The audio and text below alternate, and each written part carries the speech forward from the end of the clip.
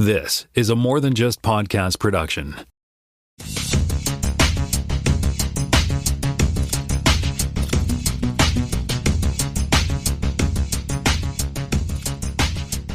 Welcome to Spotcast Season 7, Episode 32. My name is Tim Mitra. I am in Toronto, Ontario, and I am joined by Jonathan Kuline, who is in Mississauga, Ontario, for probably the last recording time. Probably. If I'm going to record from Ontario again, I don't think it'll be from here, so we'll call it the last time. Hello there, kids. It's good to be here from the dense jungle that we call Mississauga.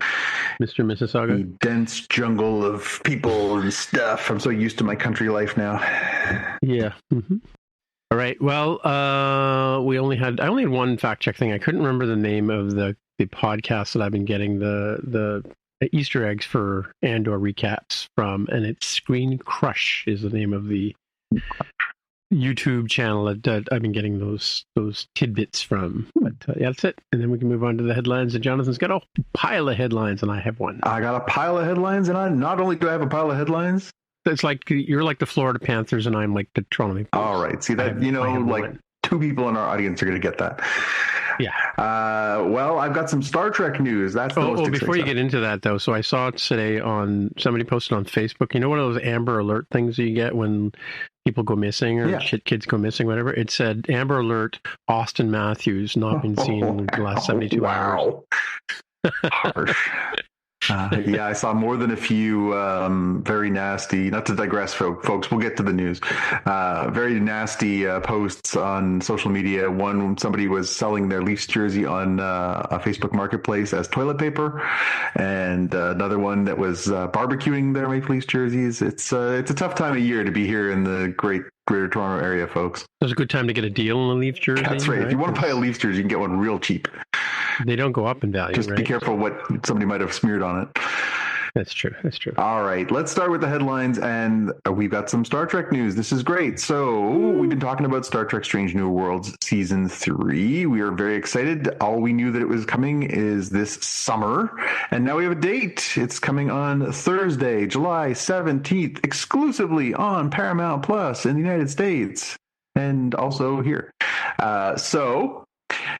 This is going to be great. They're going to do new episodes every Thursday night. Season finale is on Thursday, September 11th. So, yeah, we get a sort of nice mid to late summer little run of Strange New Worlds. I'm excited about that. I think you and I and Jaime all agree that this is some really excellent Star Trek. And we've got some funky trailers so far. It'll be interesting to see how this all comes together. But this is the most fun, kind of fresh Star Trek thing I think around, and I can't wait to see what they cook up for Season 3. And we did kind of leave on a cliffhanger. I think people will have to go back and remember it's been a couple of years, but yeah, and there's some spoiler stuff in the trailer.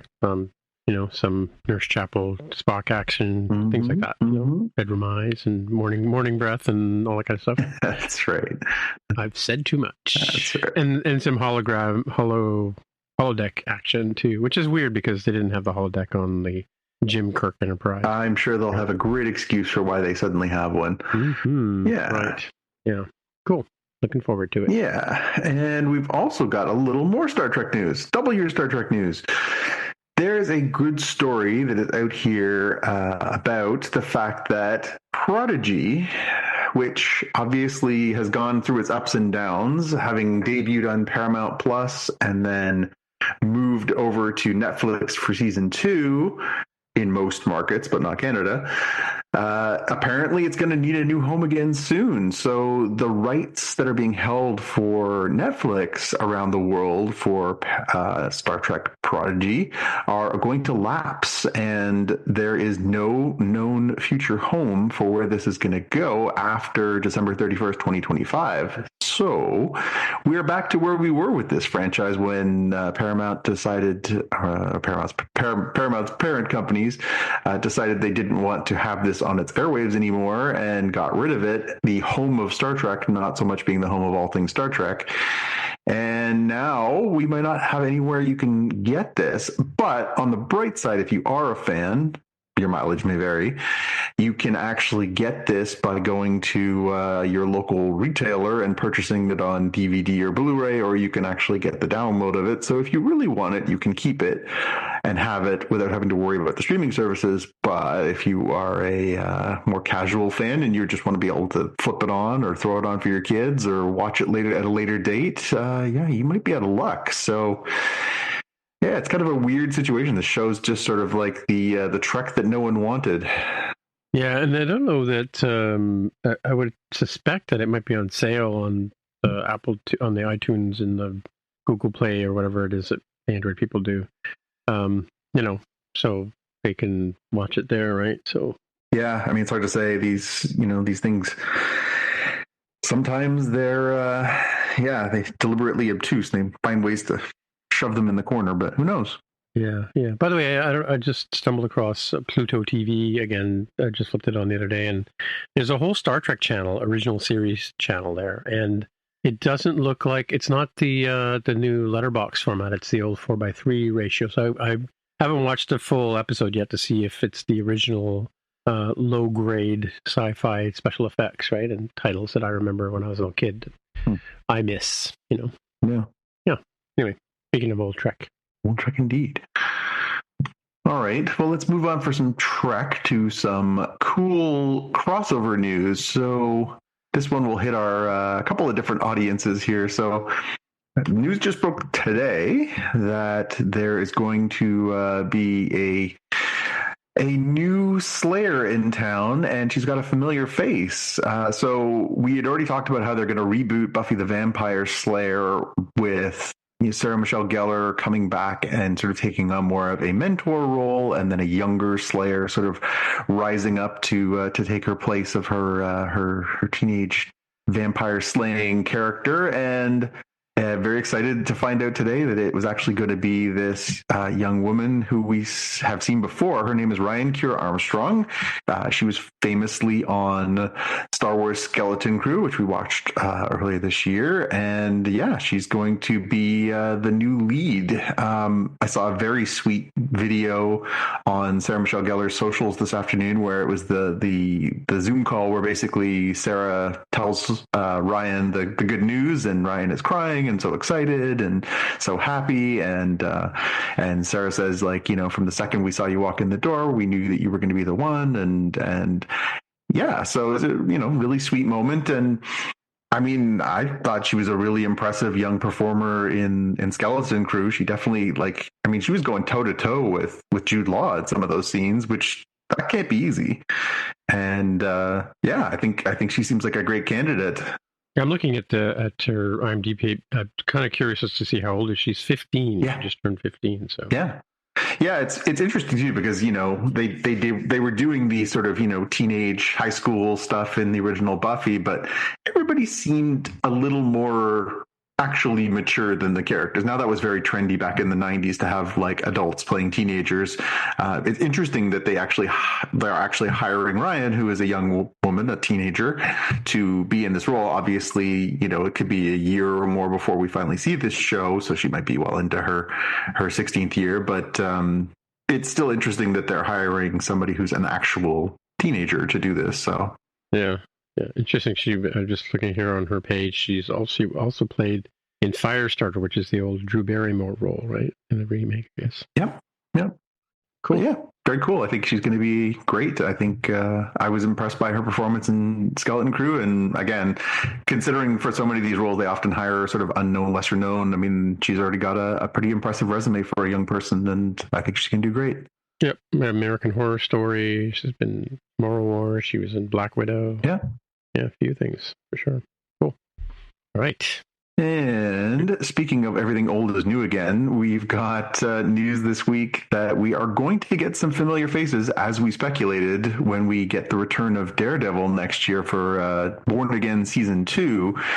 We got to that scene at the end of the final season. Spoilers if you haven't seen that, but there is a scene at the end of the final episode where it kind of hints that, Daredevil's going to need some help in trying to get things straightened out in New York City. In New York could help him. Yeah, exactly. And so I think we were all sort of saying, wouldn't that have been a natural spot to have a return of some of the characters from The Defenders from Netflix? And sure enough, we got news this week that it's been confirmed that Kristen Ritter is going to be returning as Jessica Jones in season 2.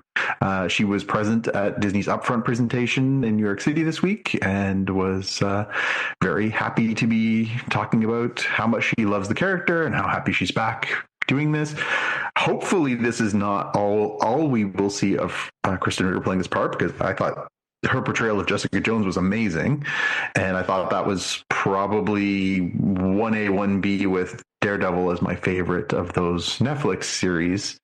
It'll be interesting to see if this is sort of an entree into her getting another sort of bite at the apple, or what they're going to do with it. But either way, I think it's cool that she's back, and hopefully she's not alone. Hopefully we'll see more. I'd love to see Mike Coulter back as Luke Cage. I'd love to see a little more of that group, and I think there's some other characters that they could explore from that sort of grounded gritty side of New York kind of character. So yeah, this is great news for me.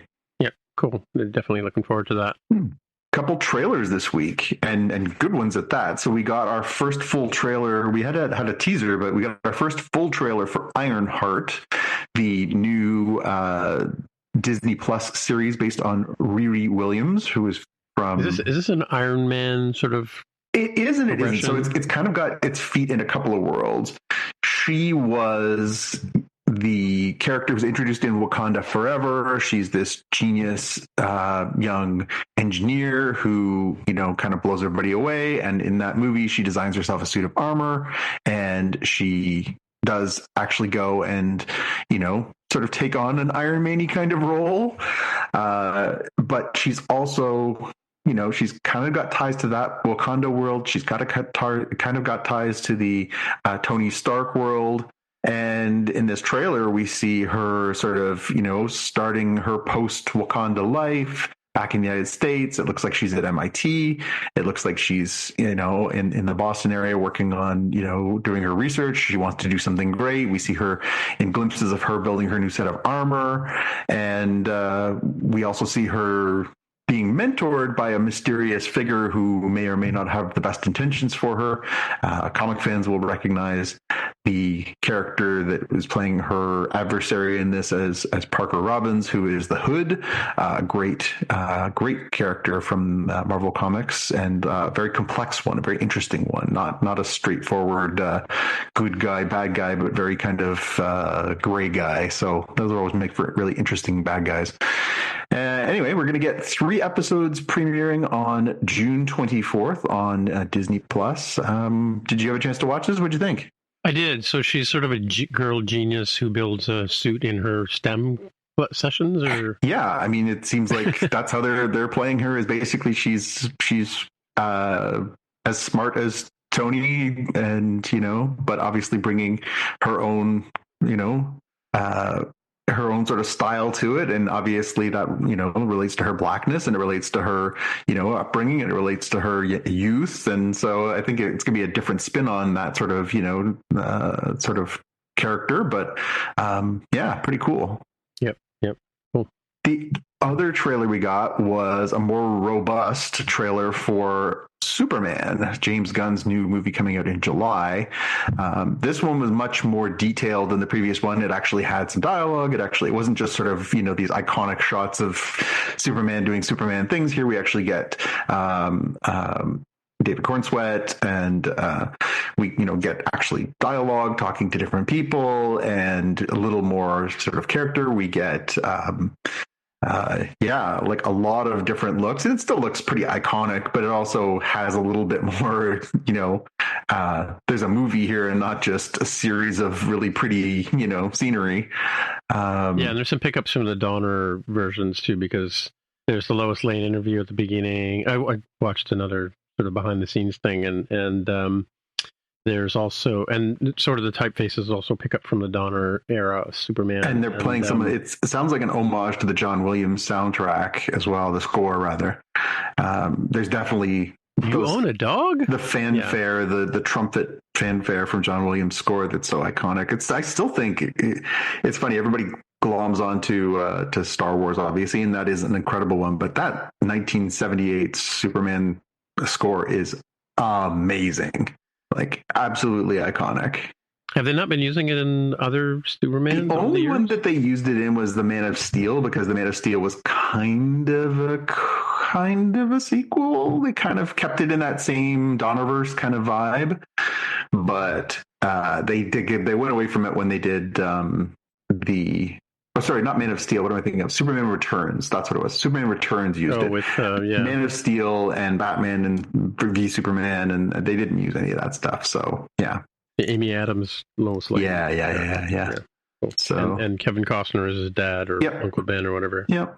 So yeah, it'll be interesting to see. I mean, I think I think we're all pretty excited for this movie. James Gunn has not really led us astray. I think he's made 3 really good Guardians movies. He made a really pretty entertaining Suicide Squad movie.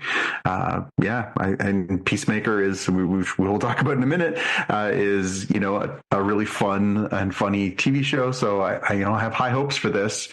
And I mean, I don't see anything in here that would deter me from seeing it. So Peacemaker is James Gunn as well? Yeah. Oh, okay. Yeah. So it's a Peacemaker. So we'll talk about that. Peacemaker season 2 has been confirmed. It's coming back in August 21st. We got a trailer this week and some very funny posters and behind the scenes stuff. And for those of us that watched the first season, it was very, very funny take on sort of the grounded superheroes, it very much on the R-rated side, kind of, keeping with the sense of humor that sort of Gunn brought to the second Suicide Squad movie, The Suicide Squad, and also what we just saw recently from Creature Commandos, where they're not afraid to sort of, look down the barrel of the camera. They're not afraid to be silly. They're not allowed to do stuff, not afraid to do stuff. And they've got a very willing partner in John Cena, who, has been bare naked in a lot of episodes, has been, just absolutely ridiculous with his, pet eagle best friend. And it's a super funny, silly show. I love the first season. That made me laugh so hard. I am really looking forward to the second season. The teaser shows that it is tying into the sort of larger, newly rebooted DCEU, in that there are some characters from the Superman trailer that are in the trailer for Peacemaker. So it's in continuity, but it also makes it pretty clear that Peacemaker doesn't necessarily fit in with where things are going. So it'll be really interesting to see how they kind of both mock themselves and also kind of keep that black humor going through this new season. But yeah, I love Peacemaker. I can't wait for a second season. If you haven't seen it, it's pretty easy to watch. It's not too many episodes and it's not too long, and it is just terrific. They really are just kind of going for it. I think it was at the tail end when I think a lot of things were kind of waning a bit from the DCU, as it was sort of imploding a little bit, and they were just like, let's just go for it. And so they really do just kind of go for it, and it pays off in some good ways. Yeah, no, I watched this trailer, and it kind of makes me want to go back and watch I think I watched one episode of the first season, so I'll have to go catch up. Yeah, I would recommend. It's definitely worth it. I remember you guys saying it was good at the time, but never got back to it. Yep. On the bad side of television events, we were supposed to be getting a new Game of Thrones spinoff this year, and now we are not. So, as this great article from Cheryl Eady at IO9 points out, it's not the end of the world, because it's not as bad as not getting, Winds of Winter for a decade, but it definitely is a drag to find out that Night of the Seven Kingdoms, which was supposed to debut at some point in 2025, and I think we all kind of expected it to be in that same window as, House of the Dragon, sort of, summertime, and we just didn't hear anything, and then finally they announced this week it has been moved to, quote, the top of 2026. So is House of the Dragon coming back in 25?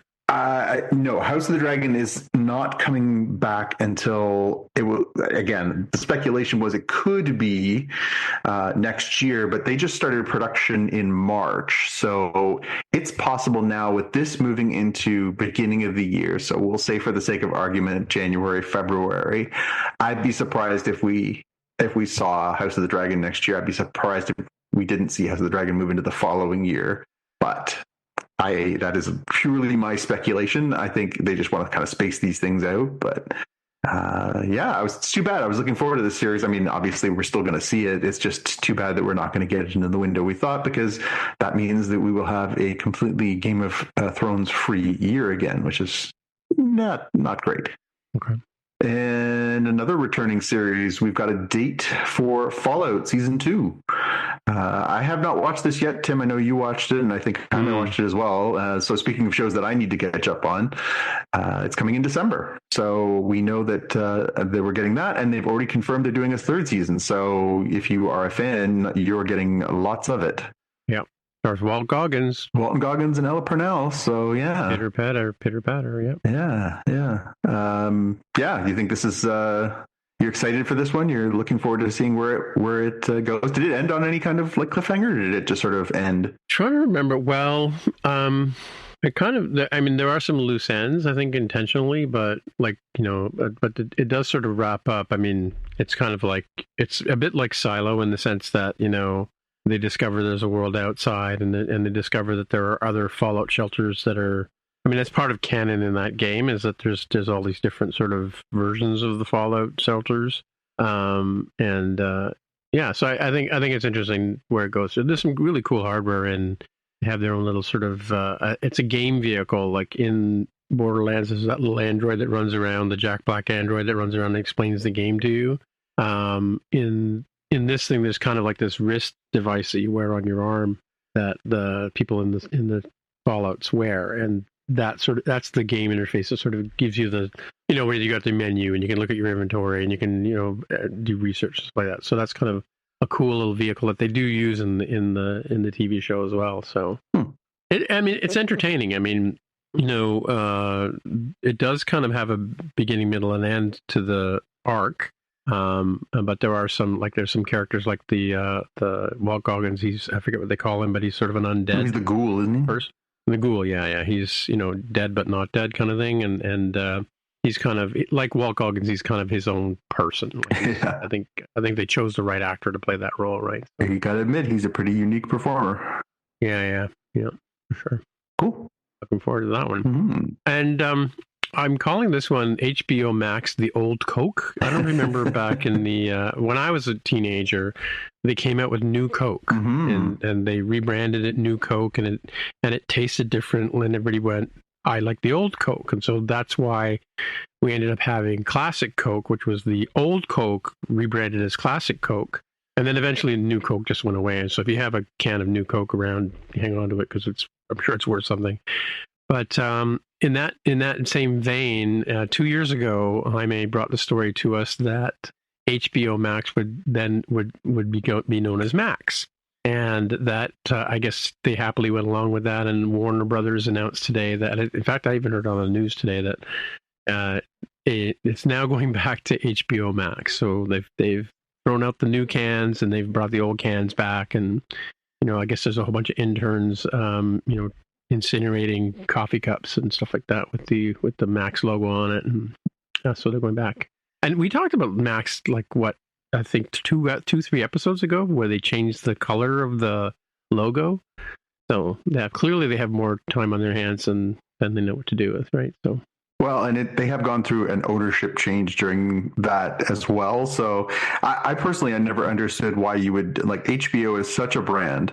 It is such a well-respected brand. It is, when you think of, somebody says it's an HBO show. Home box office. Yep. You think of quality. You think of highbrow. You think of the best of the best. And to do that and then cut off your nose to spite your face to be like, we're not even going to use that name anymore. I never understood it. So this makes perfect sense. Well, yeah, and it's funny because it's such an American thing. I mean, the youngins, as we like to call them, probably didn't know what HBO stood for, which was home box office, which is back in the cable days, you had pay-per-view TV that eventually came along, and HBO was one of the first ones to have pay-per-view TV, which is now what we call subscription TV, right? And we all get it on the internet and stuff. But that they were sort of like the Netflixes of their time, in terms of they bring in this new paradigm to television watching, right? So yeah.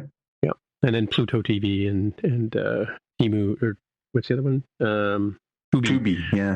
They're kind of bringing back the old, over the air advertising stuff with conventional ads. Yeah. And HBO's like, Sopranos, Game of Thrones. I mean, HBO was where you went to get the stuff that you could, like, they were swearing in those shows, and they never used to swear on, prime time. Well, and TV, they would have much more adult situations, violence, nudity. Like, it was adult television in an era when you didn't get that.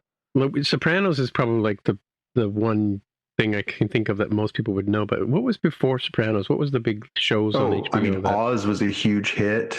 Oh yeah, the one about the prisoners. Yeah. Yeah, I mean they've had so Orange is the New many. Black. I think. That was one of Netflix's first big successes. Okay. But yeah, they had a ton back in the day that were prestigious TV shows, sort of in an era where they were kind of on their own, and then everybody else kind of closed the gap a little bit. That's when AMC started pulling out Mad Men and Breaking Bad and stuff that finally caught up a little bit. But yeah, again, HBO has been a quality brand for 50-ish years now. It's crazy. So again, I don't understand why you would walk away from that, but it's good that they finally got their heads screwed on right and got that. Yeah, we call it Crave here, right? Yeah, really. What was that show? Oh, Dream On. Dream On was a big hit back in the day. That was a popular. Yeah. But I mean, yeah, like just so many shows over the years. You think a name would jump off this page? Oh, like Larry Sanders. Oh yeah, the Larry Sanders Show. Yeah, Larry Sanders was a classic. Yeah, Oz, obviously. Old school. Oh, Band of Brothers. Yeah, that was another one. Yeah, for sure. Yeah. All right, well, let's move on to the main part of the show, which is why we're here. And this week we'll talk about Star Trek in a few weeks or months, I guess. But for now, we're wrapping up the Andor. We'll call it season finale. It's basically episodes 10, 11, and 12. And then we'll talk a little bit about Last of Us and also the Doctor Who. So we had 3 episodes this week, which are sort of wrapping up the stories. We had Make It Stop, which was a standalone story about Luthen and his assistant. I can't remember her name now. Clea, yes. And then Who Else Knows, which was another one. And then, of course, the conclusion, which is Jedha, Kyber, and Urso, which is the sort of the 3 big names that are kind of important to know, right? So, and it starts with Make It Stop, and then that theme carries through the other 2 episodes. I guess that's another reason why they showed the 3 together, is that the Make It Stop show was about Luthen and Clea meeting, and about the circumstance where he gets discovered. I mean, are we doing spoilerific stuff? I think we'll get into the spoilers because this is the end of the series. You kind of have your window here, so we're going to talk about this for probably the next 15 minutes or so. So 10 minutes. So Dedra, who's now on her own, was told in no uncertain terms to stay away from trying to look for Axis, which is the character or the name of Luthen's underworld ID, right? Because they're trying to figure that he's the sort of coordinator for all of the stuff that's been going on to organize the rebellion, right? And she comes into his antique shop at the beginning of the episode, right? And he's given a heads up by the other the inside man. Oh, Lonnie, who. It's funny the way Luthen works him, because he sort of says, like, he's told by Clea to take a gun with him just in case, right? Meets him on a sort of a park bench, if you can call it a park, in the middle of Coruscant they're on, right? Yep. And he kind of tells him about this the fact that it's a weapon. It's not this whole Gorman thing was a ruse to sort of mask the fact that they're going after this element that they need for the Death Star, and then tells him pretty much what he doesn't. I don't know if I can't remember if he tells him about the Death Star by name, but no, he says it's a weapon because he doesn't know what kind of weapon it is, but he knows that it's something that can do like major damage. and they've been working on it for 10 years, right? So it's like a big deal, right? And that's when Luthen kind of realizes, he puts it all together, and he promises Lonnie that, yes, you'll be taken care of, and your wife and daughter will be taken care of. And then he goes back we see Lonnie a few minutes later, and he's basically dead. Yeah, he shot him in the heart in the middle of the park. Yeah. So, well, not in the park. It was it was kind of a secluded area, but yeah, for sure. And probably met at a place where the cameras don't see him, right? Of course, sort of thing, right? And then so Deirdre corners him in the antique shop, and she's like, they're playing nicey nice, and she's asking about the uniqueness of the stuff, and is any of it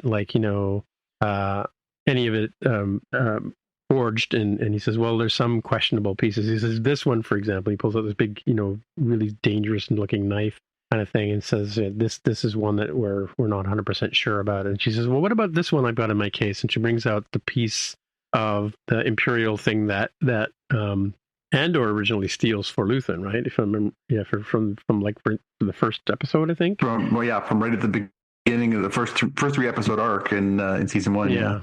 Yeah. So, and of course, he immediately knows that this is her sort of showing her cards, right? Yeah. And again, Deirdre, bless her cotton socks, went in alone, which she shouldn't have done. I mean, she did have the place surrounded and stuff like that. And then Luthen realizes he's already started, destroying the records and burning the hard drives and stuff like that, literally by pouring acid. Yeah, he was melting the comm system that Clea used. Yeah, well, he was melting those were the memory coils of his system, which is why they brought that IT person in to try and recover the data. Which is, it's kind of like drilling a hole in your hard drive kind of thing. Yeah. Is the equivalent, right? Did you feel her pain when there was the moment where they're like, can you get in there? Can you fix it? And you still see the smoke coming off it? And like, it's perfectly fixable. Or the part where later on she's trying to explain what she's been able to recover, and the guy standing next to her goes just sort of shakes his head like, don't bother trying to explain to these people, they don't understand what you're saying. Yeah. Right. It's too much IT. I unfortunately see, I don't know, just like the part of me that, I appreciate what Luthen was doing by pouring the acid on the coils. He didn't go all the way. I would have taken the extra 30 seconds or 5 seconds and poured it across the whole thing before going and answering the door with. He didn't know it was Deirdre Deirdre at the time, but yeah. So anyway, because by the time they do get to the computer, it's sort of half baked or half burned, not all completely burned, right? So, and knowing what I know about the way storage systems work, you don't know what's on those coils that are still, in good shape, right? So anyway, and we know from Silo that they can extract, anything from busted hard drives, right? But so that was a good scene, and then of course, Luthen realizes, that he's been discovered, and then he does the same thing he does to Lonnie to himself. He basically, takes that knife that he had in his hand and just shoves it into his chest, right? Which is a mental, it was you could see it coming, but yet it was still a mental move to literally seppuku yourself and just jam a knife into your heart. Yeah. So did you get that telegraphed when he picked up the knife, or when he turned his back on her? That was the moment. When he turns his back on her, I'm like, oh, there's no way he's not trying to kill himself right now. Oh, really? Oh my God. Yeah. Well, because he's always maintained. He's when I'm done, I'm done. Well, and he also knows that the extent to which the what do you call it, cross-examination works with these people. Well, the torture, we've seen so many examples. I mean, obviously that's what Bix went through in season 1, right? We saw this extended torture that broke her and left her and is pretty much a ruin for the first half of the season. So yeah, he knows what's going to happen if they take him alive, and he knows that what he's got is too valuable, and he knows that he was able to pass off some key information to Clea already at that point, right? Yeah, well, he gives her this string of names, and it's interesting that she sort of says, let me go and do the broadcast because I'm faster than you. So it was a kind of a good move that he did it and not her. And then the rest of the episode, well, and there's also a flashback episode where we find out that he's an army dude and they're invading some planet, and Clea is hiding as a child in his ship, and he discovers her and protects her, and then the two of them go on, and she becomes his apprentice and sort of pseudo daughter at one point, and to the point where she even says, "Am I your daughter now?" And he kind of goes, "Only when it's convenient," kind of thing. Yeah. So he's been training her all along to be, complicit or like not compliant with the current, government or whatever, sort of keep themselves, like, be a bit of a grifter, I guess, intelligence grifter, I guess. Yeah, I mean, he's a survivor, right? He knows something about this stuff, and he uses that to his advantage. And so the rest of the episode is we see, so Deirdre immediately calls for medical aid, and they put Luthen in, they put him in a basically in a coma, right? Yeah, basically, yeah, intubate him in the sort of Star Wars way. They put him in a coma, and they have this in this medical room, and the one doctor at one point says, Deirdre's like, when can I talk to him? She's like, you can't. This room is keeping him alive, kind of thing. And they shut the floor of the hospital down, and of course, which creates all kind of bureaucratic headaches for everybody, and stuff like that. And but the line she says, you should move the patients off this floor, or you should do it yourselves, or because you don't want us to be doing it. Yeah, kind of thing. We'll just start hurling patients out of the room. But and then so then Clea realizes, okay, she realizes he's still alive, and she sees, because she sees him being carted into the ambulance, and then she has to go and finish the job, right? When she went to do that, did you think she was going to rescue him, or did you think she was going to go finish him off? Oh, no, I knew she was going to finish him off. I did too, and I think it speaks to the show that's where your mind goes, because in a traditional Star Wars story, it would be like, oh, I got to rescue him. I have to save him. And here it was clear from the way she was going in there by herself. I was like, there's no way she's not going to finish him off. But even like her mission is to finish him off, and then yes, I guess the thing about it is because if she doesn't get out, the message doesn't get to the rebels, right? Like, it's a real risk. I mean, on one hand, she doesn't want to take the chance that they're going to be able to keep him alive and then torture him and find out what he knows. So she has to take the risk of going in and trying to finish him off, but she's also risking everything because she has this critical information for the rebellion, and if she dies and he dies... I was just thinking about that as I was describing it to you. Yeah, so yeah, it's a... And she does an amazing sort of like that could be like a video game unto itself, like just the infiltrating the hospital and side missions, almost like a side mission, breaking in and taking out the stormtroopers and figuring out how to get from the floor she could access to the one that, because there's all these guards staying in her way to try and stop her from getting there. It's the old, protective custody kind of hospital deal, right? Yeah, and she obviously, at a glance, they don't see her as a threat. They think she looks, at one point she steals a nurse's uniform and she disguises herself and she's hiding from the cameras and she's doing all this stuff. But I think that's kind of sums up the Clea character over the course of 2 seasons too, is that she was kind of somebody you didn't notice as much, but was clearly, and they showed it as the season went on, clearly was not just, his assistant. She was an equal. She was a partner. She was really capable. Yeah, I saw an interview with Tony Gilroy. He was saying they were amazed that the actress could carry that sort of portrayal. They were amazed at her. I read about that too, and so let's give her a shout. Her name's Elizabeth Dulau. She's a British actress, and this is her first role. What, really? Yeah. Wow. And she was, I thought she was impressive all season. That scene where they're trying to get the bug from the art gallery from the private collection at one point, that's really great. Like, she's been good all season, but this was an impressive performance. Yeah. She plays it so well, and her physicality, her face, like, she was terrific in this episode, and terrific through these 3 episodes that we're going to talk about. I was really impressed, to the point where I actually sent her a DM on social media and just said, your performance is really sublime and you should be so proud of yourself. This was amazing. Yeah. Well, the other thing too is, like, I saw an interview with Genevieve O'Reilly. Apparently, she played Mon Mothma in the first series of movies right out of like film school. Like, she had just graduated. Yeah. When they put her in that role, and then you think about it, she was in a deleted scene that she was in a small scene, but she was in other scenes that they had deleted for Revenge of the Sith, right? Yeah. Which where did she first appear? Like, is she the same person that was in the original? Was it New Hope? No. Or? So Mon Mothma first appears in Return of the Jedi. We see her when her and Admiral Akbar are basically outlining the time to go and kill the second Death Star. Is the first time we see her. But then now throughout, Rebels and Clone Wars and all these other things, we've come to know her more deeply. And huge credit to Tony Gilroy and Genevieve O'Reilly, who are to have just given this character. I mean, I'd watch an entire series about her, especially if I got to watch Genevieve O'Reilly do more performing, because she's terrific. Yeah, no, and so the Make It Stop episode was really, really good, because she gets in there, and then she has to sort of put together a radio. She has to go back to because she goes back to the safe house, which is now kind of run down and abandoned, right?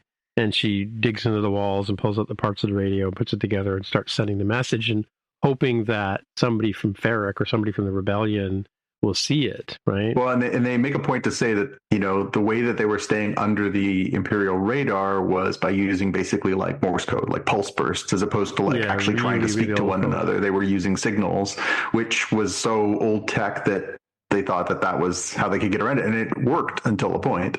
Yeah. And then, well, yeah, because they did eventually figure it out. But, and it's funny because even K2SO, I'm surprised he wasn't able to decipher what she was saying right away, because he's a droid, right?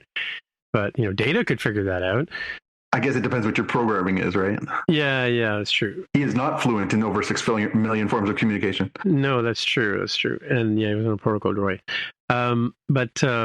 Yeah, no, it was a super good episode, and just getting to the point where is that the same episode where Andor jumps in the ship and takes off and goes and gets her? No, notably. So I thought this was interesting. So the preceding episode, which was an all-time banger, that was the Welcome to the Rebellion, the one where he goes to Coruscant and gets Mon Mothma out, but doesn't get to take the credit for it. And then it ends with Bix leaving Cassian, and then K2SO being brought to life.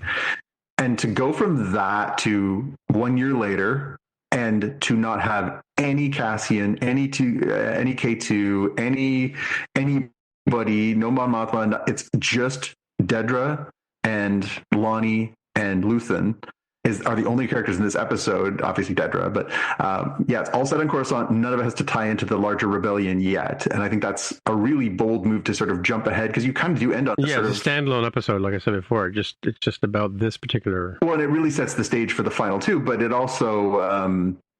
I mean, to get the real backstory, I mean, the stuff that's going on when Luthen meets little Clea, like, you can tell that he's a soldier who's at the breaking point. They say he's a sergeant. They mention his real name, and he's the one who's saying, make it stop, because he can hear them literally massacring people, like just putting people against the wall and just gunning them down, blowing up people in basements. I mean, this is stuff straight out of the, the Yugoslavian war in the 90s. Like, this is really horrifying, ethnic cleansing kind of stuff that's going on. He just snaps and is like, I can't do this anymore, and I'm going to save this little girl. I'm going to steal this ship, and I'm getting out of this.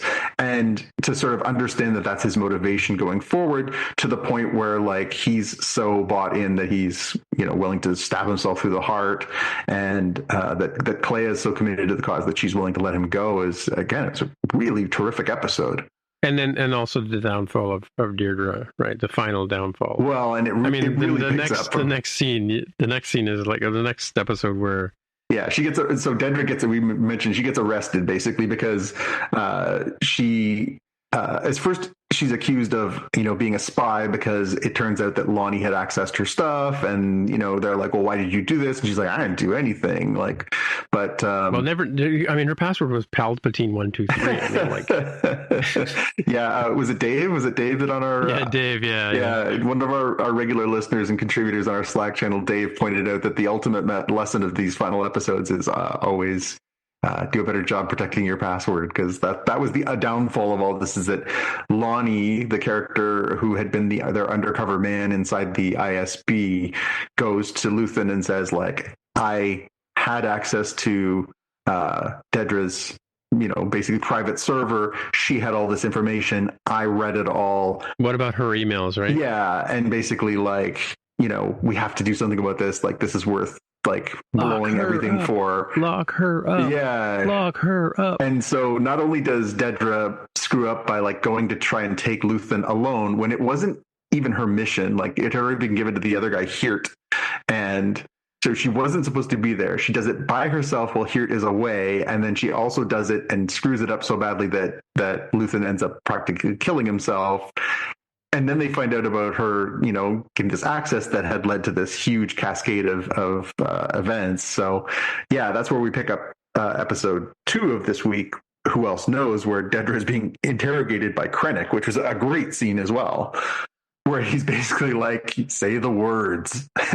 Well, he says, say the word, and she says Death Star, which that's 2 words, sweetheart. But yeah, it's a pretty intense scene where she realized like she is screwed because and he's trying to get out of her. Who else do we need to find? Yeah, right? Who else knows? And that's when the episode, right? Yeah, that's when they start looking for Kleya, right? But it's funny. I watched an interview with the lady who plays Deirdre, and what's the name of the guy with the cape? Building the Death Star, Krennic. Yeah, where he puts his finger on the top of her head and pushes down.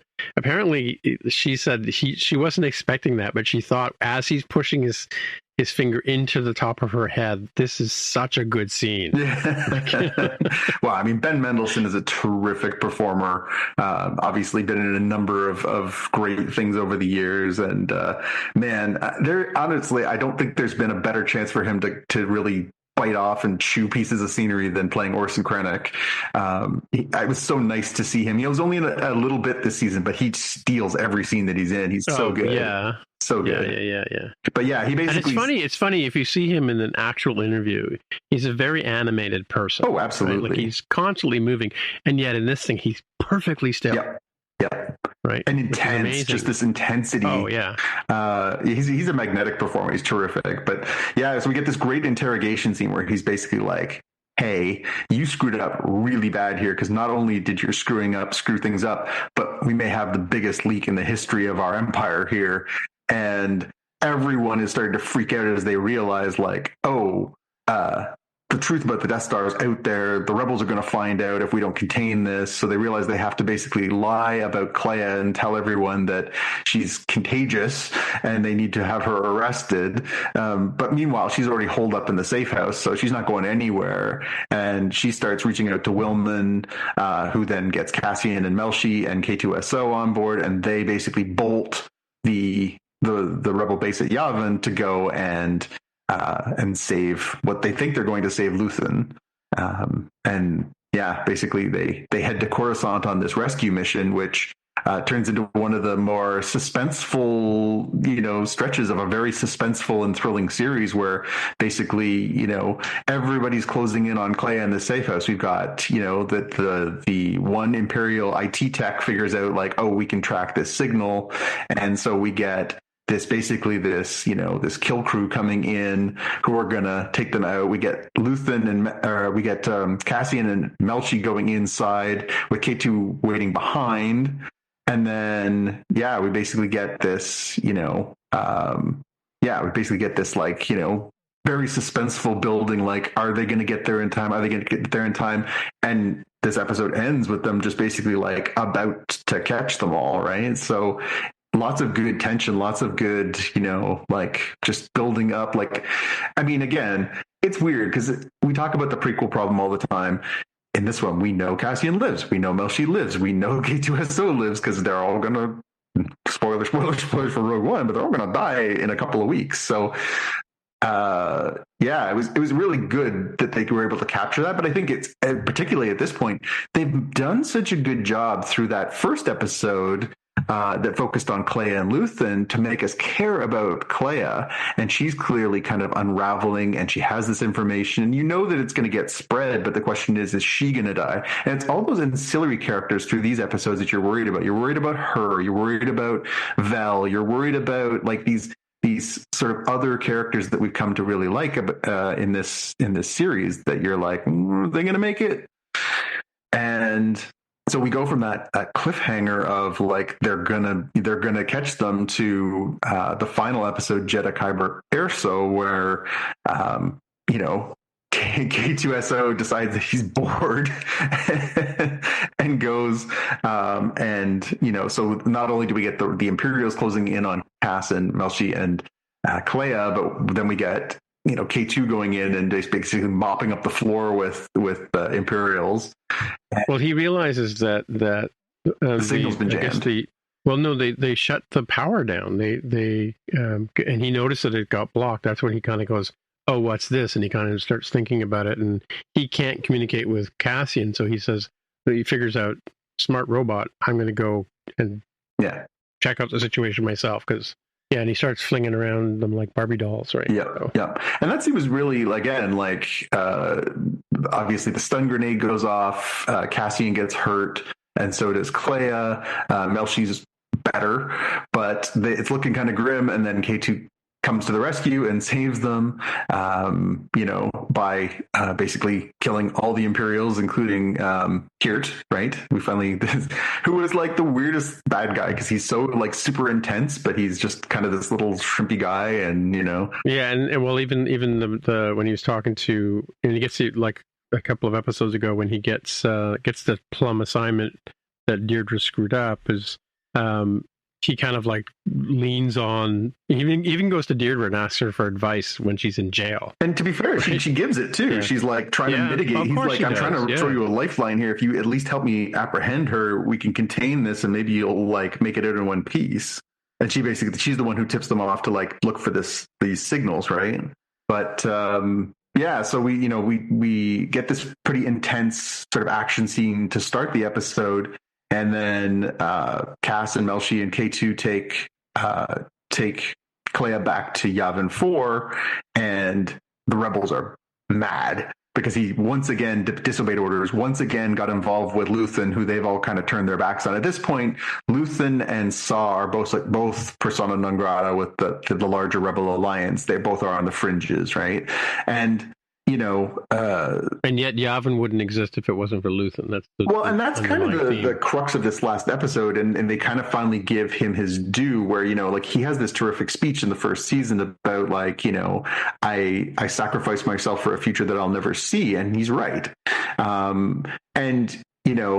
It makes sense because, we do see the rebellion and the Rebel Alliance thriving in different parts of the Star Wars saga. And then we also see later on the New Republic, which is based on the rebellion and the leaders there.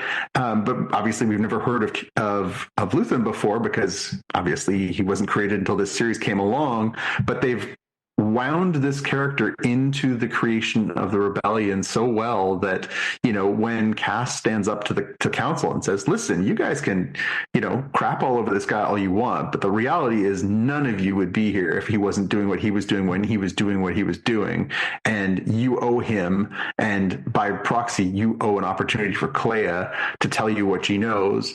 And of course because they don't believe the story about the Death Star. Well, that's it. We, the omniscient viewers, know the history. We know that this is a setup that walks us into Rogue One, which walks us into New Hope. So we know that everything she knows is the truth.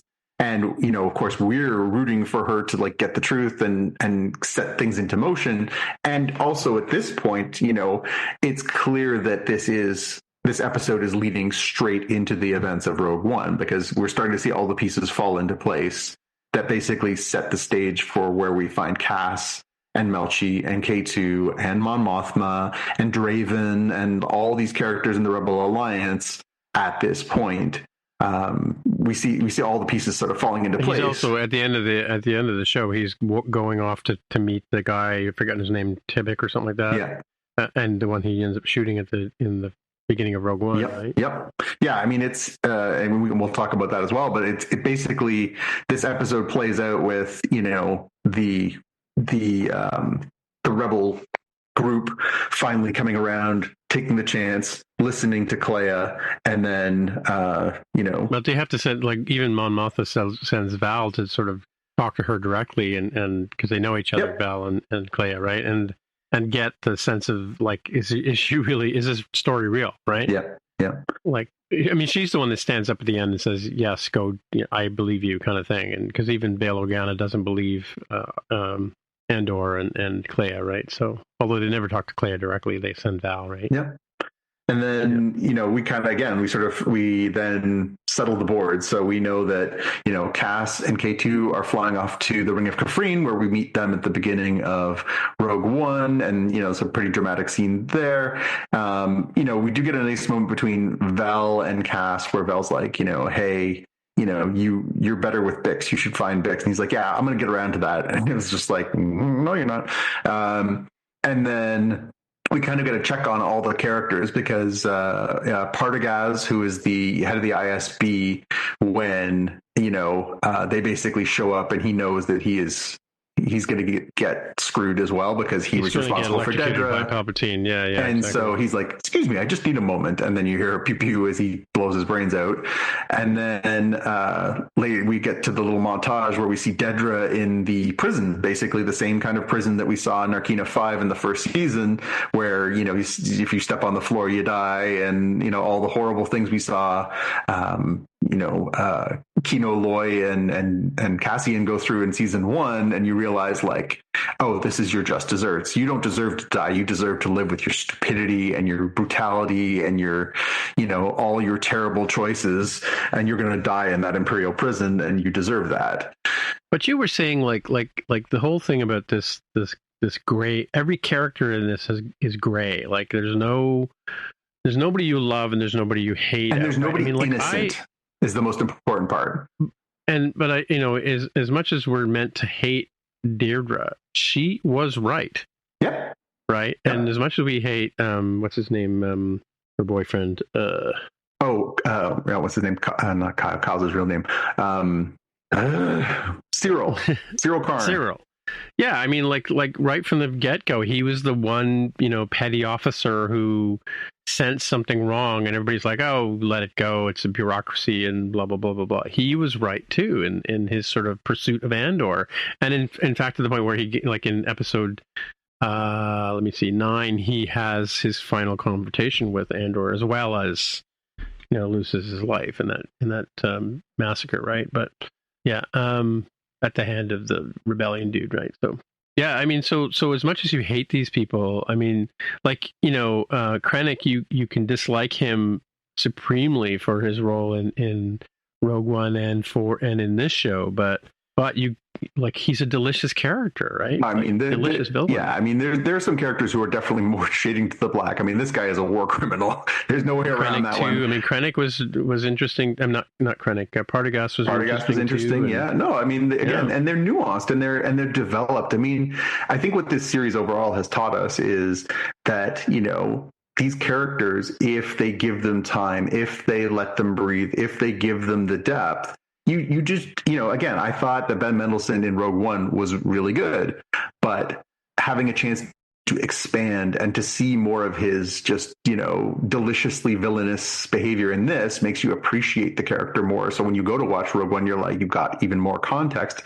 And, I think they just did a great job of fleshing out these characters and really giving them much more depth. And that's what the TV universe can do for you, right? Instead of, I mean, that's what Tony Gilroy himself said was, I get to make a movie. I've been making movies my whole life. I haven't been making TV shows. I've been making movies. I'm trying to make my point and make you care about these things that are happening and these people they're happening to in 2 hours. All of a sudden, I've got 26 hours to do this.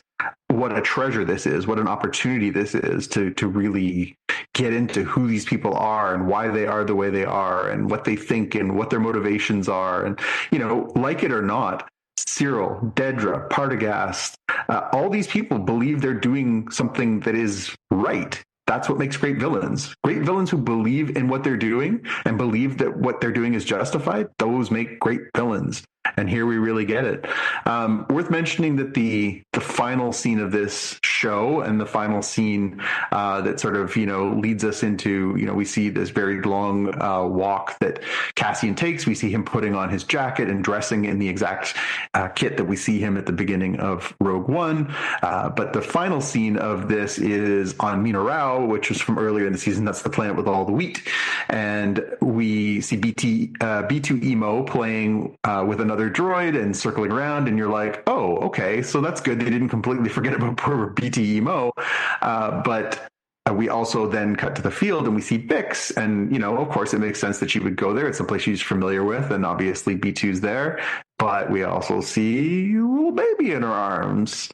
Now, this is set, obviously, right, in the events just before Rogue One, which has led to the events of Star Wars: A New Hope. And so here, little baby Cassian Jr. there would probably be in their 20s by the time we get around to the Ahsoka / Oh, really? Mandalorian, that whole timeline. So it's conceivable that someone we know, or also someone we don't know but might get to know, could actually be little baby Cassian Jr. It's an interesting way to continue that if they chose to. But I think either way, the symbolism of obviously is that, Cass died for what he believed in. And didn't know the ultimate sacrifice he was making now that he's not just leaving Bix behind, but he's also leaving an unknown child behind. Truly, right? But at the same time, he would have probably still made that choice, because by the time we spent all this time with him, all these years of his life building towards this moment, he was going to make that choice. He knew, just like Luthen did, that his life didn't matter if everyone couldn't be free. What a series. Like this, it sounds so silly, but we joke on here about Rise of Skywalker, and we've joked about the quality of some of the different Star Wars things. Some have been better than others. I've really enjoyed the Disney Plus stuff that they've done in the absence of movies over the past number of years. But this is, I'll say the same thing I said last week. This is hands down the best television program I have seen in the last decade. It is so good. The characterization, the performances, the costumes, the settings, the symbolism, every piece of this is so beautifully executed at the highest levels. I read it actually just before we came on. I was reading an article that said that the final 5 episodes of Andor all scored above 9.5 on IMDb. It's the only show in television history to have 5 consecutive episodes with a score that high. This is really elite level television. And I know I'm going to rewatch this multiple times over the rest of my life. It is beautifully made. It is extraordinarily performed. It is an absolute treasure. And I love that it exists in the same universe where we can have the Young Jedi adventures on Disney Plus. It doesn't all have to be for everybody. I wouldn't show this to a little kid until they were ready, but I'm glad that it's there. And I'm glad that they can take these swings that are more focused on an adult audience. And I think that's okay. I don't think it all has to be for everybody. And I think the same thing about the Marvel stuff too sometimes. I'm not going to show the Punisher series to a small child. That would be very wrong. But I'm glad it exists. It's like giving them a Hemingway book. At some point you should read Hemingway, but not when you're like 12. Sure. And A Catcher in the Rye and all these other great classics. There's a time and a place. Well, you know what? Gila Mockingbird. Yeah. When you're a little kid, you should be watching, Young Jedi Adventures, and you should be enjoying Jar Jar for his silliness, and you should be enjoying their places in this. I think this is a great illustration of let great creators cook. Let them tell great stories set in different pockets of this universe. Don't have to keep going to the Skywalker well. You can tell great stories about people. What we never saw in this series? Lightsabers. What we never saw in this was, other than that weird Force healing woman, we didn't really see much interaction with the Force. I love that Tony snuck that in there for just at the end, just to let you know that this is that same universe. I don't know. Well, because even Bail Organa says to may the Force be with you. End, yeah, exactly. He doesn't. Andrew doesn't turn around and say always or whatever, which is the response, right? Yeah. But and some interesting things here too that I sort of picked up on all the interviews and stuff I watched. Apparently, Diego Luna was telling a couple of things on a couple of different interviews, but I always wondered about the pens that they sort of have in their pocket protectors, the Imperials. Apparently, those are keys, not pens. For those little turny, twisty lock things, right? And he was telling in an earlier interview from years ago, he was telling Jimmy Kimmel that in Mexico, R2D2 is Little Arthur. Oh, I saw that clip. That was very funny. It's Arturito. Arturito is Little Arthur. Yeah. So he said for his whole childhood he thought his name was Little Arthur. That's so funny. Yeah. Yeah. And he turned to Guillermo and asked him too, because he goes, "Hey, Guillermo," whatever. It's funny too. They were also talking about the names on the trailers and stuff like that, and Alan Tudyk said the name on his trailer was Old Pal, and Diego Luna goes, yeah, mine was Carlos. I mean, like, what are you going to call the Mexican actor, you know, to hide him, right? Carlos, right? Yeah, and the last thing here. So as I just finished watching the show, I thought, okay, well, I had been watching Rogue One on the Vision Pro because it's in 3D and stuff, and just amazing in 3D. But so I went back and started the movie from the very beginning, right? You know, with the scene with Jyn Erso and Saul Guerrera and her dad Erso, I forgot his name now. Galen, yeah. But Galen Erso, and because he's that's one of the names in that Clea has to remember, is transmitting, right? Yeah. But. And there is a scene in the very beginning where Andor first meets Jyn Erso. He asks her about this weapon thing, like as if this is the prequel problem in itself, because he doesn't know about the Death Star until he meets Jyn Erso in Rogue One. Yeah. So, which is weird, you know, because he asks her what does she know about this weapon, which theoretically he and Mon Mothma already had known about at that point, right? Yeah. So this occurred to me as I finished watching the series, as many people did. I spun up Rogue One this week because I wanted to watch it, but it made me think. So I've been trying to convince my wife to watch Andor, and she is interested, but has admitted she probably won't. And it's that she can't get over the Star Wars of it. And I said, you don't have, like, it's not about Star Wars. All you need to know is the bad guys are currently in charge and the good guys don't want them to be in charge. That's all you need to know going in. And it's just a great story otherwise. And she's watched little bits with me. I can't think of another political parallel at all. No, hard to imagine. Andor. Yeah. But it made me think, okay, so we, as Star Wars fans, and I would say the majority of people who started watching Andor had already seen Rogue One. Is that a fair statement? I suppose, yeah. So we know what Cassian's ultimate fate is going into the first season of the first episode. We know that Cassian makes the ultimate sacrifice along with Melshi K2, Jyn, Baze, like all of the Rogue One crew. They all die for this cause.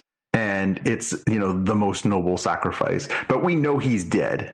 If you watch that first, and then you watch this series, and the series basically builds to this conclusion of, you know, the end of this series is Andor walks across the field, or the courtyard outside of the rebel base on Yavin 4, and he gets in the ship, and you know that he's going to the Ring of Kafrene. And it's the same ship that you see in the beginning of Rogue One. Yeah, and you know that this is basically kicking that right off, and you know that he's walking off to his death. He's not coming back. He is coming back, but it's just part of the story in Rogue One, but he is dead at the end of Rogue One, and this is what is ultimately going to happen, and now we understand why, and his motivations, and why he would make these choices, and blah, blah, blah, blah, blah.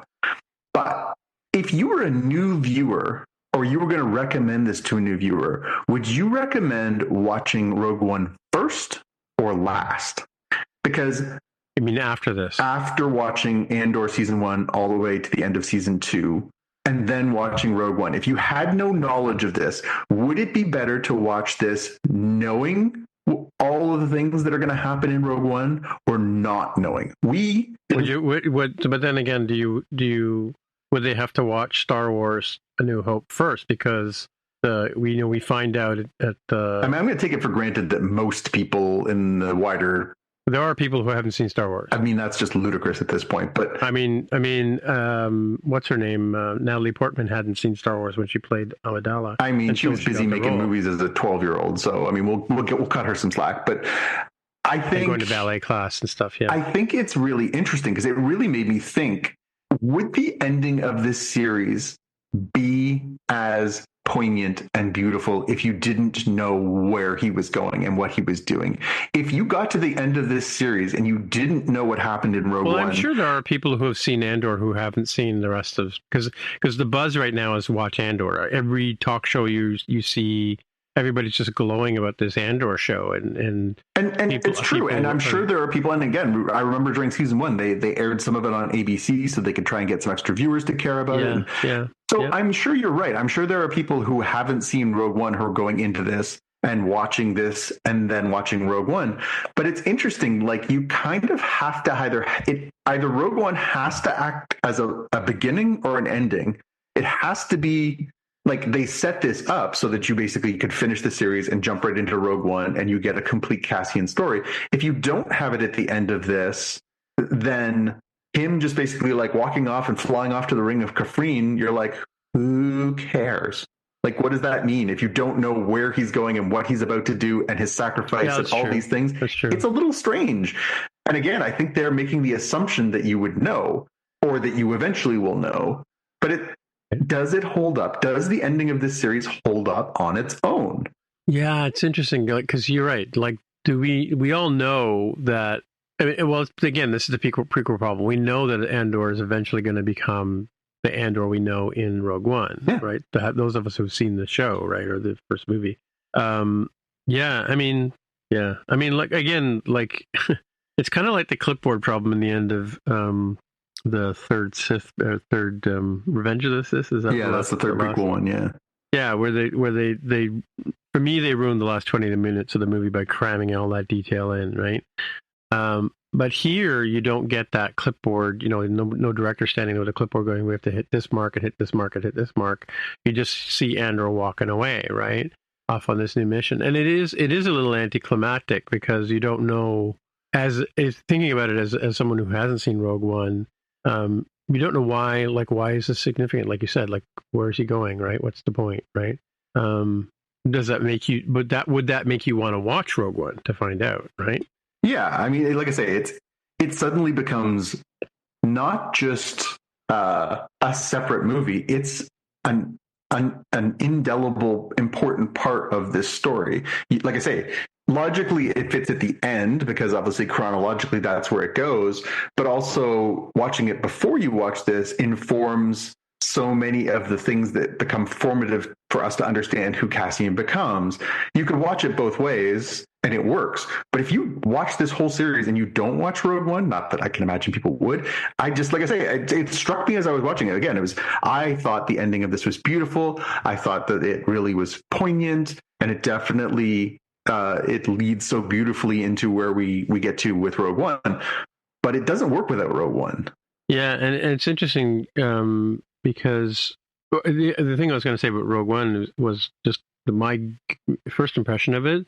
It's so much more fast-paced than Andor is. Oh, I agree. I had that exact same feeling when I sat down to watch it. It is moving compared to what we've seen. The very slow they've got 2 hours to tell all this stuff. Yeah. No, I agree. I was struck by that too. You're just like, whoa, cut, fast moving. Yeah. We're here, we're there, we're doing this, we're doing that. I was just like, whoa, we're not even 20 minutes in. She's already met Andor. Yeah, exactly. Yeah. No, I agree with you.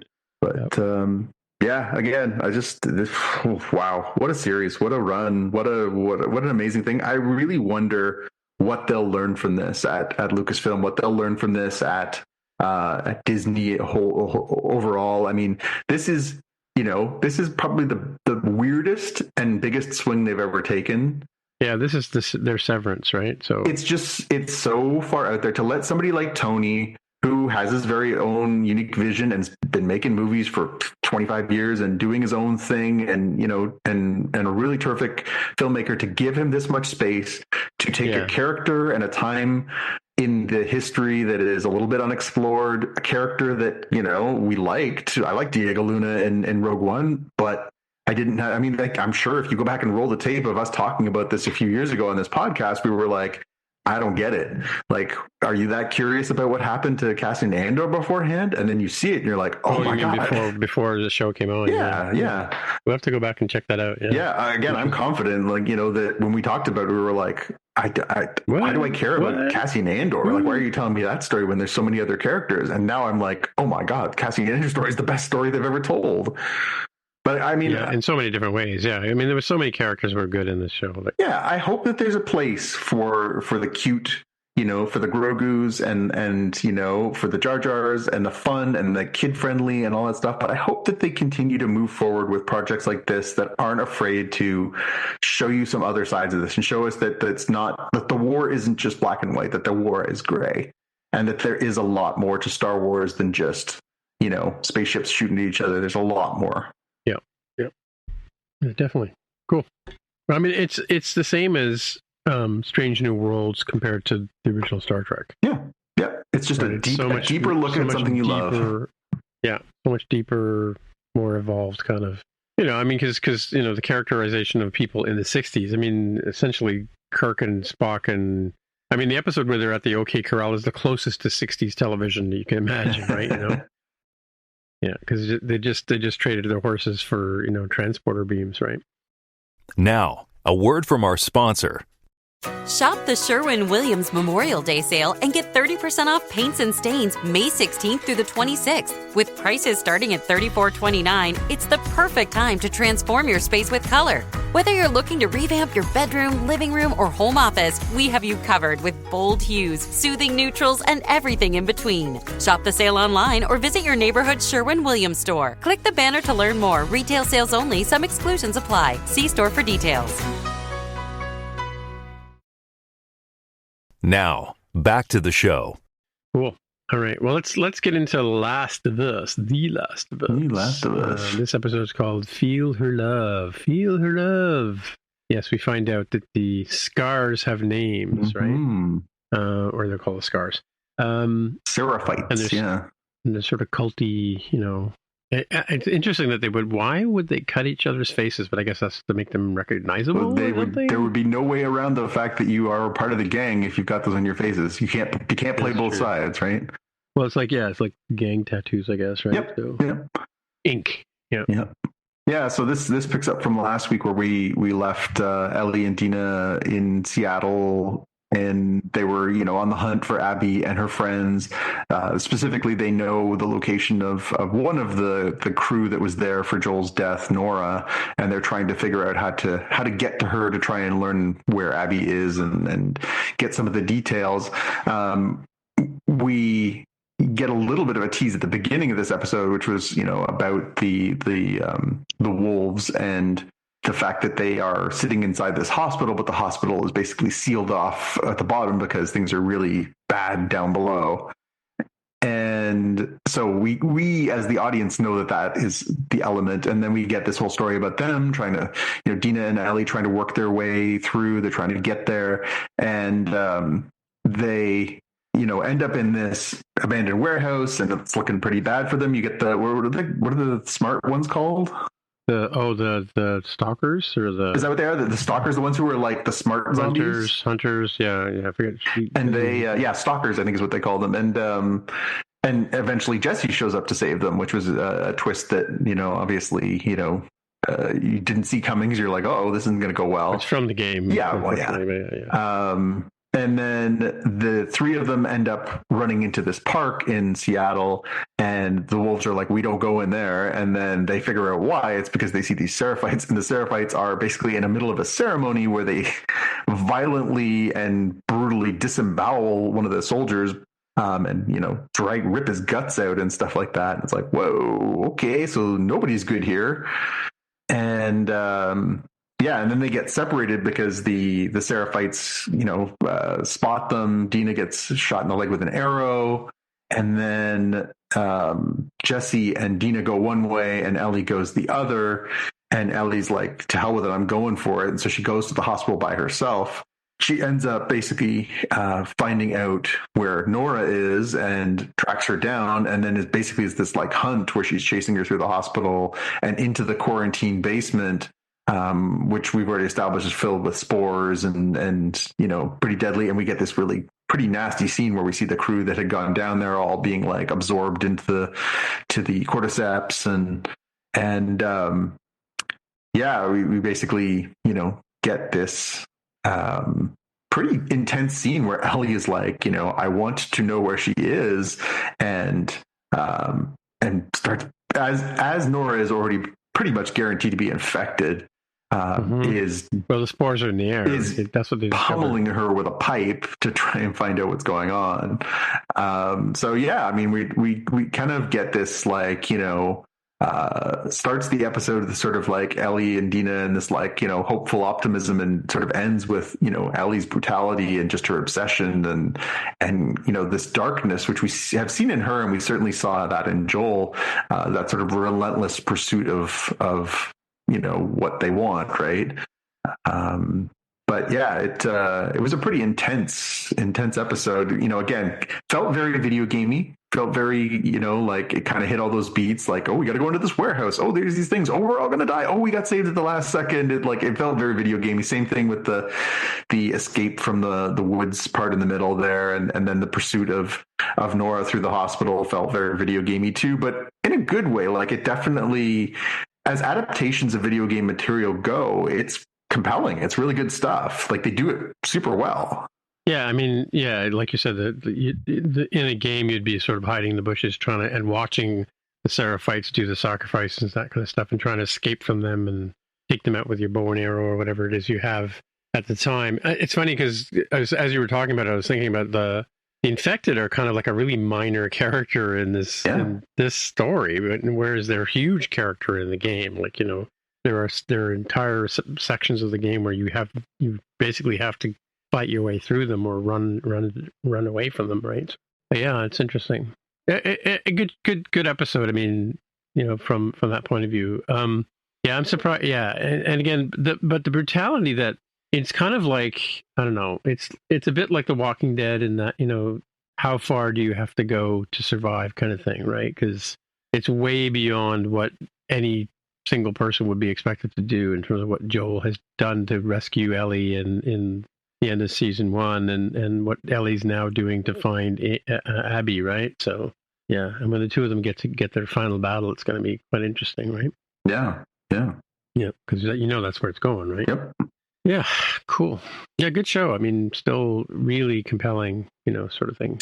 Yeah, it's funny because obviously the timing of this is challenging. We've had this happen to us before. We had the House of the Dragon overlapping with Lord of the Rings, Rings of Power. We've had some of these times where we kind of get these not same shows, but certainly shows that fit into our areas. And, it's hard not to have one overshadow the other. Andor has been not only terrific, as has Last of Us, but also it's dropping 3 times as many episodes per week over the past few weeks. So it's kind of got this leg up in that it's giving you more of it.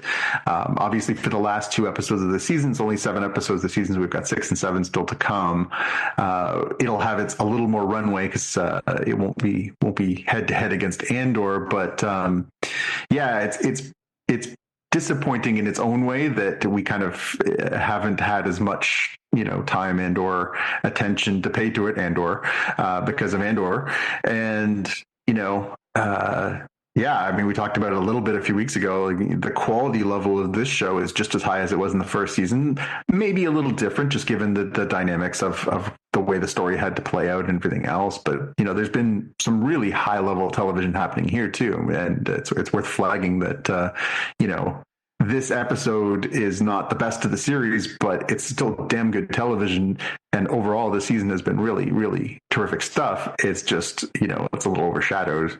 Well, it's a super short season too, right? Yeah, I mean, 7 episodes is not a lot, but also, we know that they deliberately made a choice to try and split this up and get an extra season out of it. And there have been some digressions, but I mean, you tell me, you've played the game. I've just watched some of the playthrough, but it... Well, here we go. So Jonathan's battery just died, so I'm going to finish off the rest of the watch list because I don't think Jonathan didn't have anything on the watch list. So I'll move to the watch list. I'm going to skip Doctor Who for now. We can talk about this episode next week. But I wanted to share with Jonathan and Jaime. Unfortunately, Jaime's not on the show this week. That I did watch a clip of the Last of Us 2 Seattle walkthrough, and this was a clip I found on YouTube by Nick Firmage on his channel, and what he does is he goes through he basically does a tour of Seattle and goes to all the spots that you would recognize from the game and also the TV show. And what was interesting was Jaime was talking about last week was the how the sites and locations in Seattle kind of look like Seattle, but don't kind of look like Seattle. They have different names and different labels and that kind of stuff on them.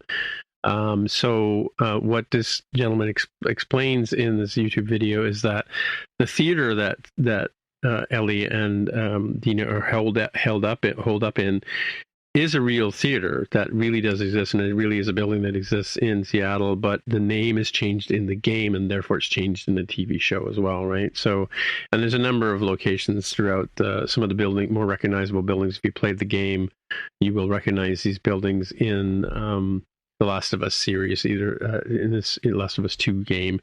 So I recommend people check that out, the Seattle walkthrough that I've got here in the show notes. The other thing I've been watching is, I just started watching it today actually, is The Long Way Home. And the reason why I'm watching this obviously is because it's got Ewan McGregor, and that's our tie-in to Star Wars.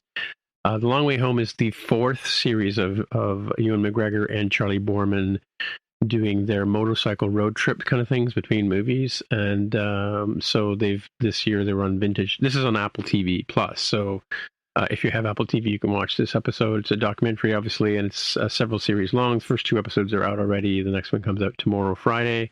And they're traveling this time. They're driving north from their home in Scotland through Amsterdam, Norway, Scandinavia, up to the Arctic Circle by ferry and things like that, and then back down again. So, and then back through the top of France and things like that. So they'll end back in the UK on this one. So it's a fun time if you're into motorcycles or into these characters. I mean, they do some interesting sightseeing and stuff like that. So that's why I like The Long Way Home. I've watched some episodes of the other ones, but I've never actually watched an entire series. But Apple TV kind of like puts it into your playlist as it were, and it'll show up new episodes every Friday. The other thing that starts tomorrow, Friday, is Murderbot, which is the other Skarsgård. Alexander Skarsgård, I believe, is the person in Murderbot, and it's about an android assistant kind of thing who becomes self-aware and narrated and told from his perspective. And I believe it's based on a book, famous book, or relatively famous book. So anyway, that starts tomorrow. Murderbot is what I'm going to be watching starting tomorrow. Yes, it is Alexander Skarsgård. Anyway, so we'll wrap it up there. And if you want to get a hold of Jonathan, he is JPK News on YouTube, I believe, or just JPK on YouTube. And I think he's JPK News on most of the social medias. Jaime Lopez Jr. is Dev with a Hair on Instagram. And my name is Timitra, Timmitra, and that's my handle on most things, Blue Sky, Mastodon, and things like that. So until next time, we'll see you in the future, hopefully with our Macs charged up and our people present, that kind of stuff. But yeah, see you next time. Bye. You've been listening to the Spotcast podcast. If you want to find out more about the podcast or see the episode show notes, visit the Spotcast website at spotcast.com. If you have feedback or questions, you can get in touch with us on the website. If you like the show, please consider recommending us to a friend, writing a review on iTunes, or pledging any amount at patreon.com/spotcast. You can find details on how to help us on our website, spotcast.com/sponsor us. Thanks for listening, and we'll see you in the future.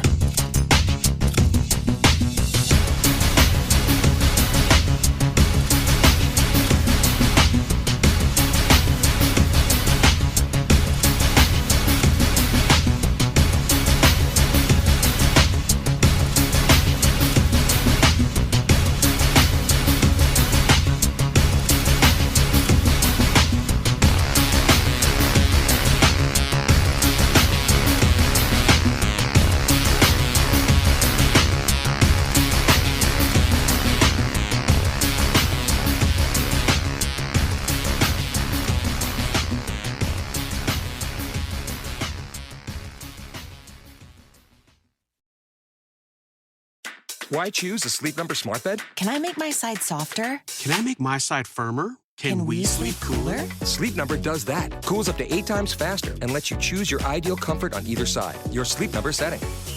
It's the Sleep Number Everything Smart Bed sale. Every smart bed and base are on sale during our Memorial Day event. Up to 50% off, plus free home delivery. Limited time. Exclusively the Sleep Number store near you. Learn more at sleepnumber.com.